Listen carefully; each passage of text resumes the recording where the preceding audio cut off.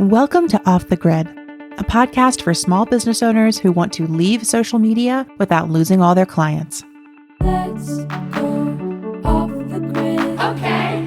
Let's go off the grid. Okay. I know that you really want to put your phone away. Yeah. Let's go off the grid. Hello, and welcome back to Off the Grid, a podcast about sharing your work on the internet and even making some money there without relying on social media. I'm your host, Amelia Fruby. I am the founder of Softer Sounds Podcast Studio, and very, very soon I will be the published author of Your Attention is Sacred, Except on Social Media. I am so excited to finally officially say that the book will be on sale to the general public on October 1st. Yes, you heard that right. The book is only 2 weeks away, my friends. I am so excited. I am like finger tapping, toe tapping, drum roll pleasing from now until then. And if you are on the wait list for the book, if you have joined my cute little low-key launch club list, you will be able to purchase early. It's not exactly a pre-order because I'm self-publishing. So when people on the waitlist order, I'll just start shipping early. So if you want to get your book first, head to the show notes and make sure you're on the waitlist. I plan to open to the waitlist as early as next week, which is so soon. The waitlist is also going to hear about a virtual retreat that I'm hosting this fall that goes along with the book launch before I tell anybody else. So I won't tell you about it here on the podcast until launch day, October 1st. But if you want to know all the details about how you can get your book and come to the retreat, get on the wait list. Have I said that enough times yet? Get on the wait list. You can find it linked in the show notes or at yourattentionissacred.com. This week on the podcast, I am joined by creative coach and parts work practitioner, Tracy Candido. Tracy is the founder of Wavemaker Coaching, and she is a Softer Sounds client. This spring, we helped her bring her new show, Hidden Parts, to life, and it ended up getting featured in Apple's New and Noteworthy because it's just so damn good. So you're definitely going to want to subscribe to Tracy's show after this episode, but before then, you can hear us discuss all of the hidden parts that came up in my book launch process. I'm sure that I don't have to tell you that bringing a creative idea to life is a beautiful and challenging thing. And I'll be honest, I was even a bit surprised at how many voices started coming up that I was hearing in my mind as I navigated the many phases of writing, editing, designing, and launching this book. And in that process, I didn't have parts work to help me. I was just figuring it out, muddling through, trying to keep going. And in this conversation with Tracy, I had some real breakthroughs around, oh, that's what was happening there. And that's why this was so hard. And it was this part running the show when maybe I could have invited in a different part to take charge. So if you want to dive deep into the creative process with me and learn how you might use parts work to support yourself in your next creative endeavor, you're going to love this episode. I'm so thrilled to share it with you. So let's go ahead and dive in to my conversation with Tracy Candido. Hi, Tracy. Welcome to Off the Grid. Hi. Yay. Thanks for having me. We have been working together a bit this year on your podcast, Hidden Parts, which I highly recommend people go subscribe to and listen to if you love this episode. And I'm really excited to have you here today to talk about parts work and how it can support creative people and small business owners, myself included. And I wanted to begin with a very general question, which is just what is parts work and why do you talk about hidden parts? Hmm, great question. Parts work is, as I understand it, a method rooted in neuroscience and behavioral psychology that says that we contain multitudes. We are made up of not one personality, but many, many voices that cause us to think and act and feel differently given the situation. Parts work is based on neuroscience because essentially what we're doing with parts work is creating a consciousness for the neural pathways that are firing in our mind and the neural pathways that are firing in different parts of our mind, causing us to think, feel, and act differently. And when we essentially characterize these neural pathways, it's a way to intercept them in positive ways.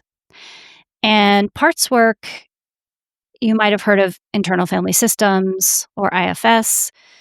Parts work is a term developed by Richard Schwartz, who wrote the book No Bad Parts: Healing Trauma and Restoring Wholeness with the Internal Family Systems Model, which really is based off of Carl Jung's theories and system theory.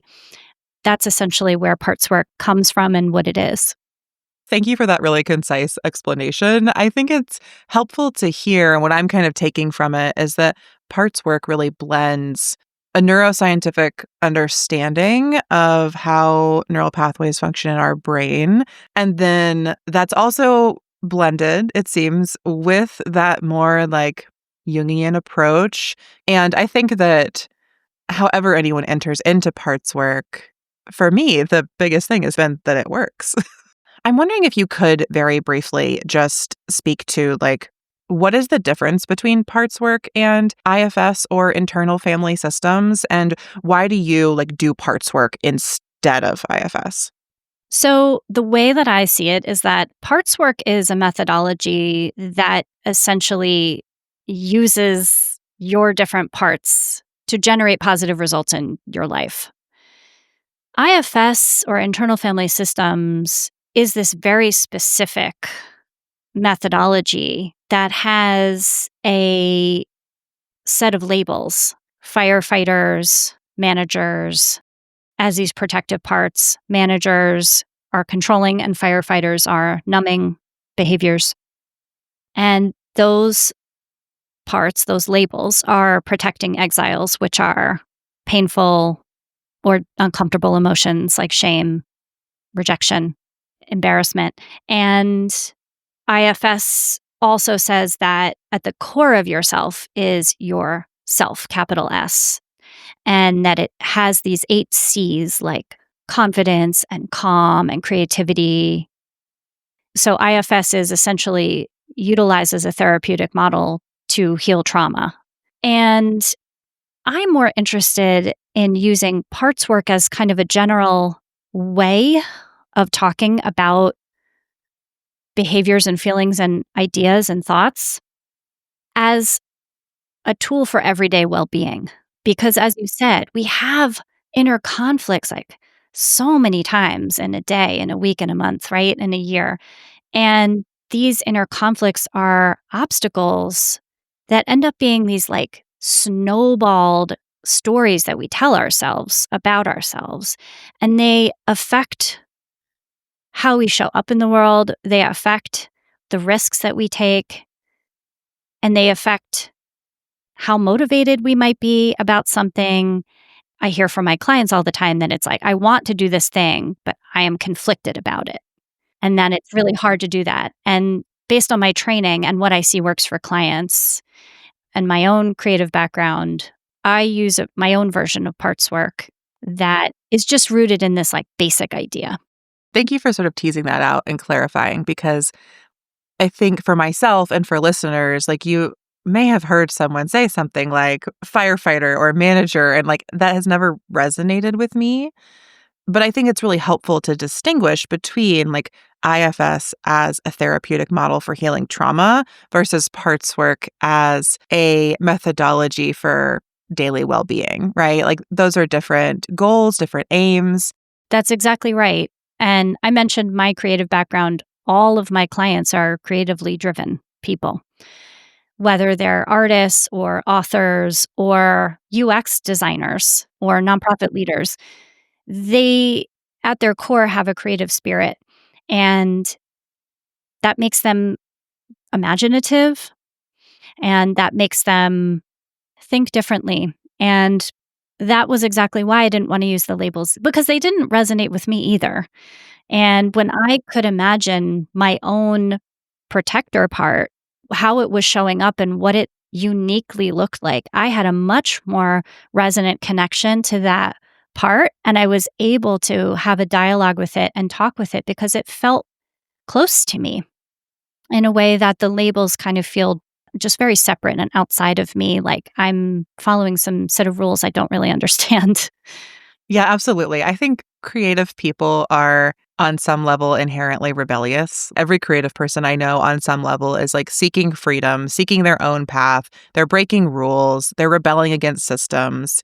And as such, it makes sense to me that parts work might resonate with folks like us more than IFS would. That said, I know plenty of creative people where IFS has been a great methodology for them. And I just appreciate you taking a moment to explain that to me because I never totally understood the difference. And I'm grateful to have learned something already in this conversation.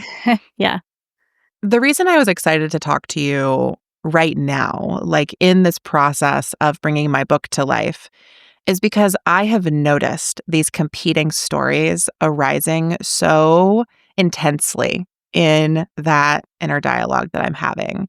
It feels like almost every day I wake up or every day that I sit down to work on my book, I'm like, I love this book. It's the best book ever. I hate this book. No one has ever written anything worse. Like those stories are happening 100% of the time in my brain, heart, spirit, and have been since January when I first wrote the book. And so I think that I'm in this moment where parts work has resonated with me more than ever before. And through that process, I was lucky to be able to produce your podcast and hear you talk about this and finally be like, this does feel like what's happening. This does feel like a tool that I might use. So I wanted to just sort of share that context because I think that I want to circle back and pull through some of my personal experiences in our conversation. But I'm curious for you. We talked about what parts work is, but what led you there? Like, were you also experiencing these really divergent narratives in your head? Like, how did you get to parts work? And then why has it been so important for you? I worked for a long time.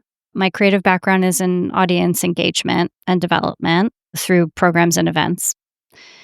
And I've always really loved people and how people learn and how people develop. And when the pandemic, I was laid off in the pandemic, I took that nugget of how people develop and learn and started learning about human transformation. And that really led to getting trained in coaching. When I did my coach training at the Coactive Training Institute, they have within their model a couple of tools that are parts work related. They don't necessarily say that. I think they have their own IP, but their tools are getting to know your inner leader, and they have some labels called allies, that support the inner leader, and saboteurs. And so I was getting trained in how to listen for these different parts and to explore how to work with them. So I got trained in this method called positive intelligence, or PQ, by Shirzad Shermain. He used to run CTI, Coactive Training Institute. And so he developed his whole method on saboteurs and identifying when they're coming up. And that program really changed my life. It rewired my brain. that's one of the amazing things about parts work is that's what it's doing, is it is taking a well grooved neural highway in your mind that has been developed over time that has become so automatic and intercepting it with you're building new neural pathways. And the more you practice that, the more you will start to act from the new neural pathways rather than the old one. I suffered from anxiety for a really long time, my whole life. And that was the only thing, learning how to do this for clients. You have to learn how to do it for yourself too. You kind of have to learn how to walk the talk, walk the walk, walk the talk. And it rewired my brain. And I was regulated for the first time ever. And I am a longtime therapy client. And this was really the first thing that changed for me. So I started incorporating it with client sessions more and more. And I started noticing how clients were leaping forward in the sessions when I would go really slowly and we would collaborate on exploring these parts for them. And that was when I started realizing, oh, I was trained to hold a client naturally creative, resourceful, and whole. The client is always going to be the expert of them, which is another reason why I don't like the labels necessarily. And I also stopped calling the protective parts saboteurs, because if we go in thinking a part that is protecting us, which I can explain how protective parts kind of come in and how they're formed, but if we go in thinking that we're like at battle with a saboteur that is like an inner critic and all of this, then we're not going to feel comfortable approaching them and having empathy and gratitude for them, because that is a huge key in moving past this internal conflict that you're feeling, essentially, that is like so automated for you. And I want to, have a note about that internal conflict that you were having with your book, or you're having with your book, that this is the best thing ever and this is also, I should throw it in the garbage, is that cognitive dissonance is like static for our brain. It is freeze mode. And it's exhausting. I am so tired. Even when I'm not actively thinking it, just like those simultaneous scripts playing, I have been more tired than ever this year. It's been wild to realize how it impacts me, like how embodied the impact of that is. Yeah. And I mean, imagine just having negotiation with somebody outside of you over and over and over, where you never really get to any kind of consensus or conclusion. You're going to be exhausted, and then you're probably just going to do the easiest thing. And in your mind, when you're having conversations with yourself, the easier thing wins out because your mind wants you to be comfortable. Yeah, I was just having that sort of conversation in a different context with a somatic experiencing student around the ways that our minds and nervous systems like seek safety and prefer things not change. And so make these decisions that feel safe or easy or obvious in a certain way so that they can stay in those grooves that we're mentioning. That's right. And another thing about parts work, it's so multifaceted and there's so many positives to it, because our minds do not like change. And one of the things that parts work does as it rewires your brain is create neural plasticity and mental and emotional flexibility. This is emotional intelligence that you're building. And so you're more ready to notice how you're feeling and then regulate yourself. And so you're building essentially that resilience and that adaptability to change. Something that I've realized as well, the more I've dug into this sort of thinking and this work, is that I think there's an epigenetic and ancestral quality of this as well. Because I've realized that many of the like neural pathways that I'm always riding, grooving down, thinking through, like when I start to approach them as like voices I can speak to, I'm like, oh, that is someone else's voice. Or I'm like, oh, that is not really mine. Like, where did that come from? Where did this belief, where did this protector come from? Sometimes there are people who stand in for those parts, but also I think that sometimes I've had to realize, and I've been doing a lot of actually like ancestral and genealogical research around this and around particularly the role of like hard work in my family systems And I bring that in to say that like doing this work can break cycles not only within our personal inner minds, but also within like our family systems, as IFS might suggest, but also within our larger like cultural narrative. So I really do feel the impact of this work on so many levels. And in a certain sense, it's also like so simple. So I feel like I constellated out a little bit and I want to pull us back to make it more concrete for people. So you often talk about common protector parts that come up for creative people. So could you share some examples of those parts and how they show up? Yeah. So I tend to think that like the the big kahunas of protective parts for creative people tend to be the perfectionist, the procrastinator, the hyperachiever, and the people pleaser. Oh, just all my favorite cognitive distortions in one little club. Yeah. And I feel like they're linked together. You might be hijacked by one of them, and then another one kind of pipes in to kind of like fortify the risk aversion or the critical thought that you might have. Mine are all like really interconnected. Sometimes it feels like whack-a-moles. One comes up and then another one comes up. But sometimes it feels like they're just all sitting around the boardroom of my mind, making a plan for me to stop doing what I'm doing because it doesn't feel Mm. safe.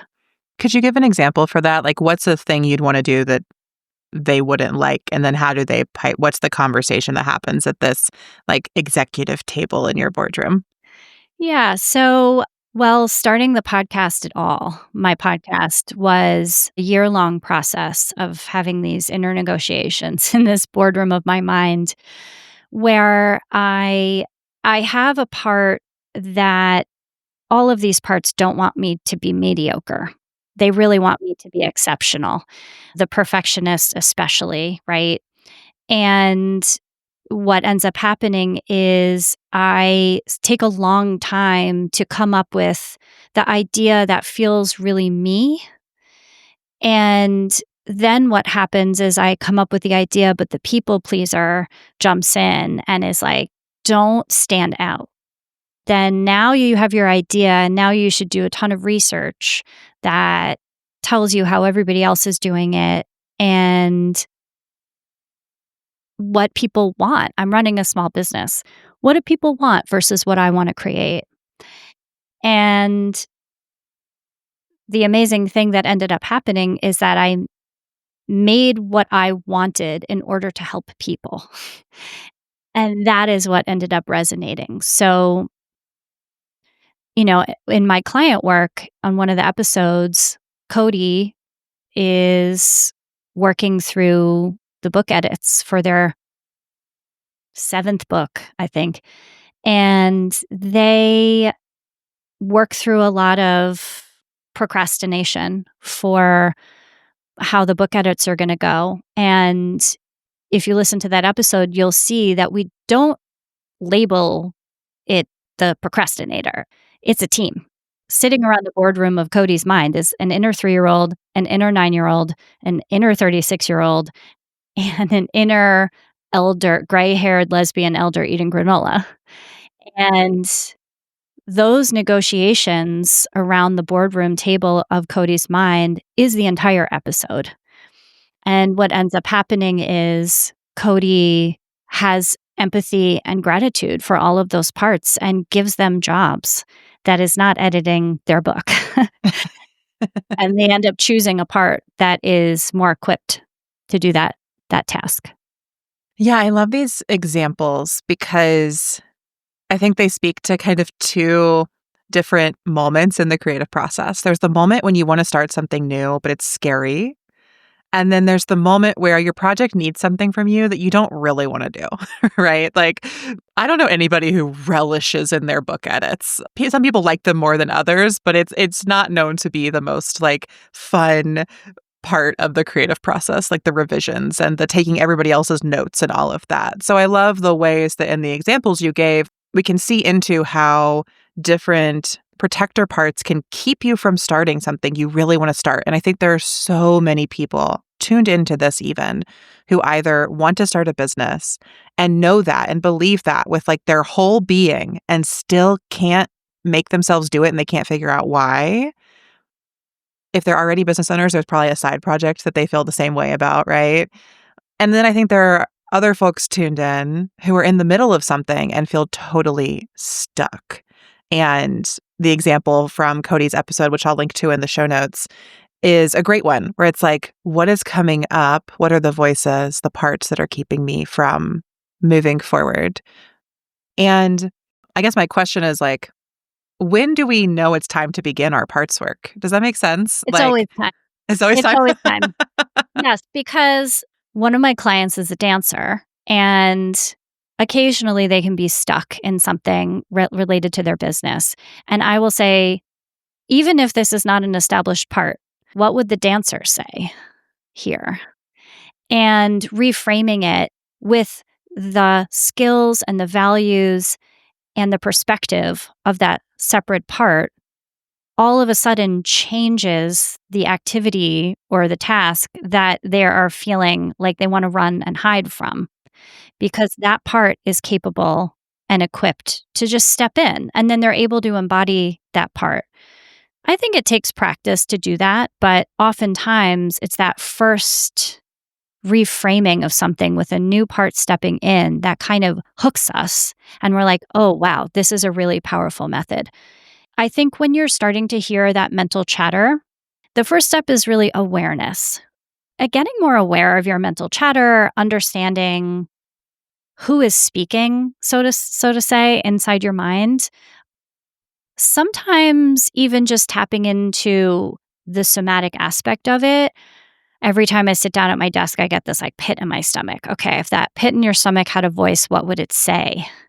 Right? Because words aren't always available to us. Sometimes it's just a feeling or a mood. Going back to what you said about the like ancestral lineage, right? And it's like sometimes if we're worried what our mother is going to say about the project that we want to create, it's like, okay, maybe that's your mother's voice, but what part is that inside of you? Maybe it's your mother's part. And also, I wanted to mention before another difference between IFS and the kind of parts work I do in coaching is that, as IFS is used to heal trauma in a therapeutic situation by a licensed therapist, you are dealing with the past. So you might talk about the locus of, or the origin of that part and how they developed. In coaching, we don't do that work. We take the part as it is in its current state, and we talk about how to move you forward. So starting to get aware and noticing whose voice is speaking and what they're really saying to you. And then understanding them. What do they really need? It's okay if they're trying to protect you, right? That's their job. But they're also trying to help you by protecting you. And so they don't know what kind of help you need. And so you need to tell them, thank you. Thank you for your concern. And thank you for wanting to protect me. I understand that. I have gratitude for the times when you have protected me. And now I don't need that kind of help anymore. What do you need? And then they might tell you, I need whatever, X, Y, and Z. And then you might think about the next step, which is shifting, asking them or telling them to go do something that might occupy them. This is where your imagination comes in, where you are imagining them your perfectionist might be going to alphabetize all the food in your refrigerator. And they're like psyched about that. They're like, oh, thank you. I need a job. Now I can stop bothering you. Then you might also want to invite in this other part of you that is more nourishing of your goals to step in. As you're describing it, I'm realizing that, when I might confront a procrastinator part, in the past, what I've actually done is like let myself procrastinate. Like me with my whole body go alphabetize the refrigerator, which while speaking to my procrastinator part, perhaps does still keep me hours and days away from starting the thing I want to start. So I'm hearing this sort of like imaginative process where in parts work, instead of me actually going and just doing the thing. I am sending off this part in my mind to go do that. And I think that's a really helpful intervention. The other thing that's coming up for me is I feel like for listeners, there may be kind of two different ways into this. For some people, they're going to be tuned in and be like, yeah, my mental chatter is so loud. This is so helpful to start to separate those voices. And for other people, I think it may be actually more about recognizing the behaviors, which is why I share that example. It may be about, okay, I notice I am procrastinating. Can I turn this into a conversation with my inner procrastinator instead of just keeping doing the procrastinating myself? Yeah, this is where the idea that you contain multitudes come in, that the different voices and the different parts inside of you cause you to not only think and feel one way, but also to act one way. And when I introduce that concept to my clients and say, well, that's not really you going and alphabetizing your refrigerator. It's a part of you. The amount of relief that they feel in their body that they have just been let off the hook because they're also feeling so much shame from going and alphabetizing their refrigerator instead of doing what they really want to be doing. And it's painful because you're longing. And it only builds that sense of longing of, if I can only just sit down, whatever narrative you have about yourself, right? Mine is always like, if I just knew what to do, this sense of learned helplessness. If I just could follow through, that was a big narrative I had for myself. I'm not a person who follows through. And separating that out of, okay, well, that was a learned behavior. And now it's a deep neural groove in my mind, and I can actually shift that and change that. That's not who I am. Yeah, it's so interesting to think about our identity and ourselves these ways. And I want to resurface these four protector parts again. So we have the procrastinator, the people pleaser, the perfectionist, and the hyperachiever. And I feel like the procrastinator examples can come a little easily to me because there's that clear gap between like the desire, the longing, and like you're not doing the thing. My pattern actually tends to be more of the hyperachiever. Like when I get stuck in my mental chatter, it doesn't tend to like stall me out. What I end up doing is just like working 10 times more because that is my coping mechanism. Like work is how I cope, I suppose. That's a thing I'll unpack in parts work and therapy in the future. But I'm curious, like, how do we address the parts that make it look like we're progressing toward the thing we really want? Or how do we recognize that, like, this is actually a moment for parts work to intervene there? There are parts that our culture applauds.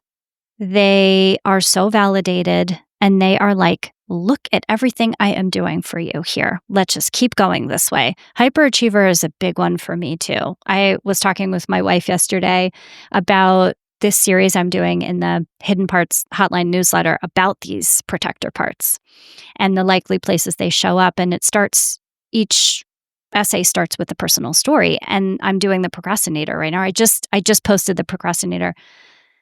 And I was like, my procrastinator is not that loud. And I ended up polling people and getting their stories. And she laughed so hard. She was like, no, you do not have a procrastinator because I have a bias for action. That's part of the reason why I'm a coach, because I want to help people, creative people who are deeply feeling people, take the concrete action that they need to take in order to actually see results, because we're reflective, we're imaginative, right? We like to talk about things and learn right? But I heard somebody use the term procrastinating the other day, and I was like, yes, I do that, but in service of my hyperachiever so that I can seem like I have it all together. However, we know it's a hyperachiever when it's maybe serving our short-term goals, but not our long-term goals. And if we don't know what our long-term goals are, it's time to get in touch with those, because if we're just kind of putting one foot in front of the other and pushing, that means that it's protecting you from the painful emotions or uncomfortable feelings related to not producing or not performing or something like that. I think for me, it will often come up in terms of I might invent a side quest for myself that creates a lot of work, which is a hyperachiever's way of procrastinating.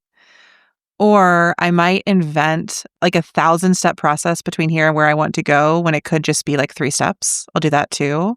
This has come up in the book as well, where like I wrote a book, I'm launching this book, and now in my head, I'm like, oh, this book is 3 books, and I should really write the second book before I even launch this book. Like, and those are real and true thoughts. Like, it was beautiful to realize, oh, this is a 3-book project, and I already know what the next one is. But I noticed myself I think my protector parts really start to warp the timeline. There was also some time where I was letting my protector parts run my book launch plan. So there was a whole period of this book launch where I was only going to publish 500 copies because I was so scared of the book really being out in the public and the book getting in the hands of people I've never met who don't know who I am and who may have big opinions and projections about what I wrote. So I was like, well, if it's just small and tiny and limited edition, I'll be safe. And I hear this a lot with clients too. Like, I want to be super visible and I also would like for no one to ever look at me. I'm curious if you confront that with your clients, because that is like so common with creative people that I speak to, are these like fears around visibility and these competing narratives of everybody look at me, nobody look at me. How would you parse that through parts work?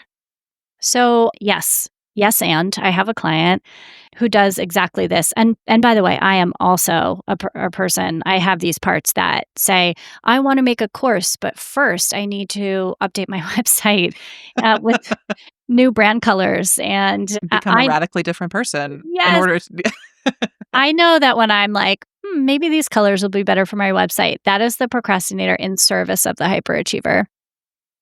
Or when I'm opening the spreadsheet, that the second I go to the spreadsheet, I'm not working on the project anymore. So I have a client who wants to develop their career and they kind of want to get back to what they were doing like a job ago. And they're in this current job that they don't really feel supports their creative spirit.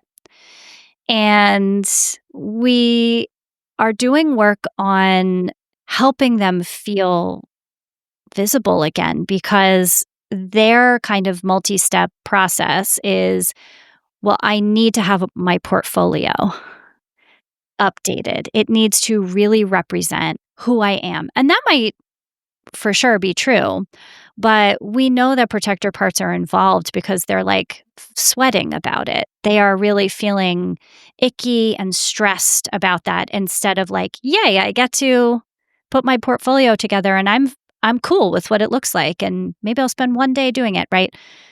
However, they were really worried about, I was like, what would it be like to experiment here? Do you have an experimenter part? Is there a part of you that enjoys that? And they were like, yes, I am in the ceramics studio and I actually really love posting or sharing works in process. And I was like, okay, so what if that was a lens to look at this portfolio situation? And they immediately got small again. You know, there was something about feeling like the portfolio had to be perfect. And so what's interesting is sometimes lots of parts surface. Like I'm hearing perfectionist. I'm hearing maybe a quieter voice of experimenter there that wants to get more airtime. They also have this other part, this practical part. When we try to bring in like, okay, what's dreaming here for you? Like what's thinking bigger? The practical part literally says, that's not practical. So shut it down. It's just like a practical parrot. That's all it says all the time. That's not practical. That's not practical. That's not practical. And so it brings them back to this loop that they get on about these like 2 job types. But they are kind of like, is that really what I want? And so they get on this loop of this cognitive dissonance. Like, I know that what I want has not been thought of yet. Like, I haven't determined what that is yet. And I know I still have more experimentation to go. And I know I have more opportunity to believe in my own creativity and my own, not worth or value, but just like, I like what I'm making and I'm excited to share it. So I think this idea of this, like, I want to be visible, but I'm so afraid to be seen, is when protector parts come in, probably they're protecting you from the rejection that you might feel from actually being yourself. You're longing to feel visible. You're longing to be seen for who you are, but then it's too risky to your nervous system because what if people don't like that? And I think for creative people, that's especially potent because we're weird. We have weird ideas, we're quirky, and we have really specific interests usually. And it takes a lot of work. And parts work is such a good tool for this to really be like, I love all my parts. And I have all these like awesome parts that have all these specific interests or who want to experiment and flexing that part instead of the part that's like, shut it down. I think as you're speaking, I'm realizing that like with my book launch example, there's a while where I was letting my inner safety cop run the show. Like there's this part that's like, gotta be small, gotta be safe, gotta be small, gotta be safe. Like that's all it can say. And like I was letting it control the book launch. It was leading the book launch. And I had to give it another job, as you said. I think I let it like order some postcards for the book. I was like, you can go over there and you can work on your 500 little postcards and it's fine. We're going to print actually way more copies of the book than that. And let me tell you, Tracy, it took me like 6 months to do that because I wasn't doing parts work. I was having to just like muck through the mud of all those feelings until I was like, I can process this and move through it. And like, I was doing every other intervention I could come up with, somatic, therapeutic, or otherwise. But it's not quite until this conversation when I put it in these terms that I'm like, oh, that's what was happening. And that's what I eventually had to do. But would have been really great if I had known that 6 months ago. Would have saved me a lot of time. It would have saved me a lot of time if I had approached it that way from the beginning. One of my clients said that one coaching session where we integrate parts work is like 7 sessions of no parts work therapy. And so it's a testament to these leaps that I see my clients taking where exactly you're able to do so much more and not promoting urgency or anything, right? We're not promoting that like things need to be on some sort of expedited timeline, but just that like you want to get to doing what you want to do. And I was thinking before when you were talking about the multi-step process that you must go through in order to like actually do the thing, right? And you're setting yourself up all these kind of like blocks before you can actually do the thing. That sounds like something that is protecting you. I think that we often look at that as being strategic. Okay, well, I want to be as strategic as possible. And so I'm going to organize all these things before I actually get to the thing. And strategy is often seen as something that is going to save us time because we're going to measure twice and cut once. But parts work is much more effective than that. Of course, you need strategy, but in tandem with this inner work. Yeah, I think the parts work allows you to be aware who is doing the strategizing. And I think that's really the piece that was missing for me. Like I thought I was being super strategic, limited edition book launch. Everybody's going to want it. Let's create some like scarcity around it. But the more I rooted it out, the more I realized like that was just this one part of me and their version of the strategy. And as I was able to disentangle it, I could like send them off to do something else. But the other thing that's coming up for me though is I feel like parts work also does require like a clear relationship with yourself and your body because all of the cues for me around like there's a part here. What part is this? They're all like bad feelings or weird feelings or uncomfortable feelings. And I think that if you can't feel any of those, I don't know how you would know which part is speaking or leading. Yeah, and that's where coaching comes in. You know, that's an opportunity to have a non-biased, non-judgmental, trained or certified coach come in to explore that with you and to hold those feelings for you and to go really slowly because really just the prompts or the powerful question to ask, do you have any sensations going on in your body? And if you do, what would they say? As one way, or imagine a boardroom in your mind, like who's sitting there, right? There are all these different ways that we can inquire about somebody's personal experience. And it makes sense this would work so well for creative people because creative people are intuitive and imaginative. And those are tools you need for parts work to work really well. Yeah, using parts work is a longer road when working with folks who aren't used to the images and the smells and the feelings of their own internal experience. It still works really well, but there's more of a mountain to climb. I want to more specifically talk about inner champions and how to create them because I think that obviously so far we've really unpacked protector parts and these inner voices or parts of ourselves that step in between us and what we want because they see the way that that change may be scary or difficult or will upend our currently maybe comfortable, maybe not even comfortable lives, right? Our comfortable neural pathways. But as you've said, like the point isn't to just like identify your protector parts and then just like hang out with them all the time. Like we're not trying to stay with the tendencies we have to be perfectionists or people pleasers or hyperachievers or procrastinators. We're trying to recognize them and not dismiss them, but we're also not trying to then just invite them to be the only people at the boardroom table running the show. So what exactly is an inner champion and how do I identify or create some for myself? Inner champions are the parts of us that are nourishing of our long-term goals. They are the parts that are not protecting us from something and are encouraging us to feel motivated and excited about whatever we're working on. I think the best way to come up with an inner champion, because they are the quieter voices.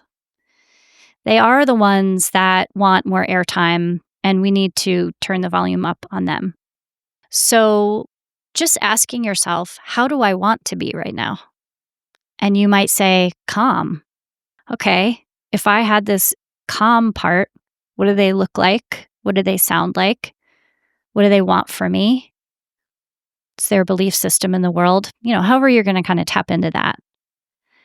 Mantras get a bad rap, but they work really well. They're scientifically proven. And you can even say, what's this part's mantra? And this is the aware step where you are becoming aware of this side of yourself. And you're moving into the understanding step where you are saying, what does this part want from me? How can I call them up? And listening to them because they have a lot of wisdom and information for you. All your parts do. And so they might say, the mantra for me is cool and collected. And the shift might be for you to remind yourself about that. This client that I was just talking about that was really concerned about their visibility and their portfolio and all of this, they wanted to turn the volume up on their experimenter because they knew that part was capable and ready and excited to step in to be the leader for this next chapter of their lives and of their careers and of their creative pursuits. So they put sticky notes all over their apartment that said, I wish I could remember, it was something like, this is all an experiment. The second they looked at that, what I call a structure, it's a reminder, they could feel their nervous system chill out. I don't know if that happens for you when you can just like feel the shift. So they felt it in their body. And every time they would look at it, they would essentially be strengthening these new neural pathways they were building in their mind. So it really is about practicing too and writing it down so you don't forget about them. And, I have particular parts that come up for me all the time. And now I don't get stuck in them because I know what their MO is. And then I'm able to call in these other parts that I know are specific antidotes essentially for these particular parts. But as a coach, challenging experiences always provide an opportunity. And that's what I really believe. It's not always easy to hear when someone says, what's the opportunity here? But an opportunity in a moment of challenge or an obstacle that feels insurmountable here is to use this tool and to say, how do I want to be here? And then to build up this part for yourself, this inner champion. It feels almost full circle back to like the young of it all and a sort of like archetypal embodiment. And this is a practice, I've learned from many of the like mystical and spiritual people in my life of what is a sort of identity or persona you want to take on to act as if you are already that way. And it feels like a different iteration or version of cultivating an inner champion. And so I'm curious, like the way that you've identified some common protector parts, have you identified common inner champions or kind of titled any that we could begin with? No, I haven't, because I think this is in line with the creative person knowing themselves so well. I think that how we want to show up in any given situation that feels more positively impactful for us is so unique and so specific. And, I think if we were to take Schwartz's 8 C's, maybe those could be inner champions, right? Where it's like creative, calm, centered, courageous. Those are probably some good places to start. But again, if, you know, a coach might ask you, or I might ask a client an open ended question like, what part of you already knows how to do this? You can answer as authentically as humanly possible. And then you're going to click into that in such a more impactful way, I think, than if I was prescriptive and I said, what would it feel like to be calm in this moment? I do that with clients. If I'm feeling into an intuition here that like maybe a balance, that's what I'm always helping my clients do, is create balance here. That's why we have inner champions, to kind of offset the protector parts. But I might not stop at calm. What would it be like to be creative here? Just to shake up the possibilities and then have that land on, I really think it's actually the creativity thing. We're onto something with that. And then we would explore that further. I think what I'm coming away from this conversation with is that it feels like parts work is perfect for anyone who has a big dream and finds themselves like getting in the way of it a lot. But it does require that sense of intuition and imagination. And it maybe even requires a little bit that you know where you want to go. Like, do you use parts work to help people figure out what they want? Or is it more helpful if they already know what they want? First of all, who knows what they want? A lot of clients will come in and we'll have our first session and they're like, I'm worried I'm doing this wrong because I don't know what I want. And I'm like, that's why you're here. Like I've got you, like that's what we're doing here. The impact our culture has on inferring that there's one right way to do everything and that there's one right answer is just so automated for us. And we just automatically show up with guilt that we don't know what we want. And so we're doing life wrong. But how could you, if you're coming to your life and your creative pursuits and your business with the concept that there is not going to be one brick in the road that you lay that is going to be it, capital I.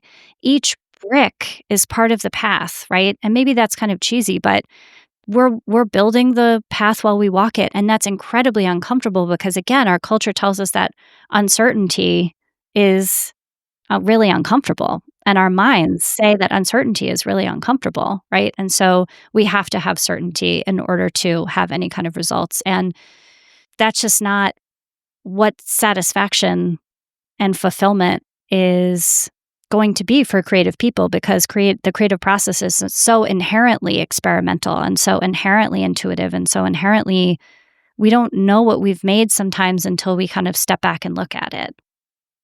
And I named the podcast Hidden Parts because to this point of like, we kind of don't know what it is. We kind of don't know who we are sometimes because the narratives that we have always been so loud for ourselves. Sometimes we get so tired of those narratives, you know what I mean? That we're kind of like, all right, what is hidden in there? And what are the aspects of ourselves that we can really pull out that we don't already know? Yeah, I think that's a beautiful prompt to sort of leave people with or invite people into, which is if you want to tell a different story about your life, your work, your creative practice, parts work will help you root out what is the story you're currently telling and living, and how could you invent a new one, a new path for yourself. And also just if you want more, if you want something different, parts work will help you figure out what is within those desires. And so it does seem great for anyone listening to this show. I'm like, you have desires.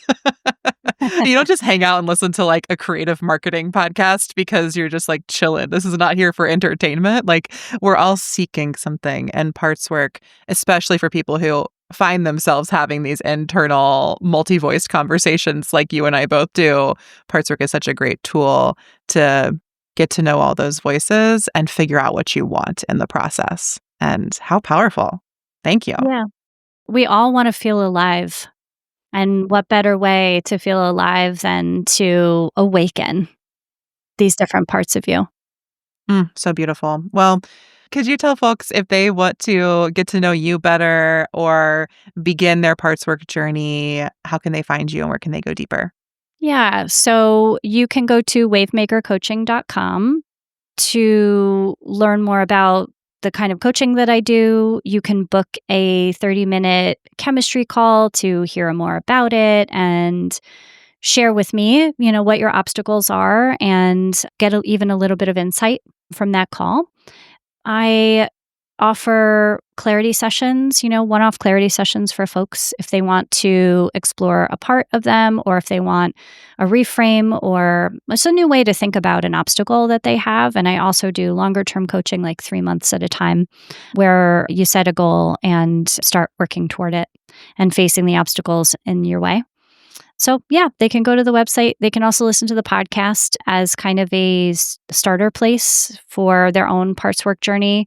And there's a toolkit that you can download too. If you go to Hidden Parts Hotline Substack and you subscribe, you'll get the free toolkit. So that's just kind of like a companion where if you want to sit down and kind of write things out. Beautiful. Well, I will put the link to your podcast, to your Substack, to your website, all in the show notes so that folks can reach out to you if this conversation has convinced them that parts work is for them. And if you, dear listener, would like to read my book and see how all this parts work stuff turned out for me, you can find that at yourattentionissacred.com. And until next time, we will see you off the grid. Thanks for listening to Off the Grid. Don't forget to grab your free Leaving Social Media toolkit at offthegrid.fun/toolkit. This podcast is a Softer Sounds production. Our music is by Melissa Caitlin Carter of Making Audio Magic, and our logo is by Natelier Studio. I'm your host, Amelia Ruby, and until next time, I'll see you off the grid and on the interweb. Let's go off the grid. Okay. Let's go off the grid. Okay. I know that you really want to put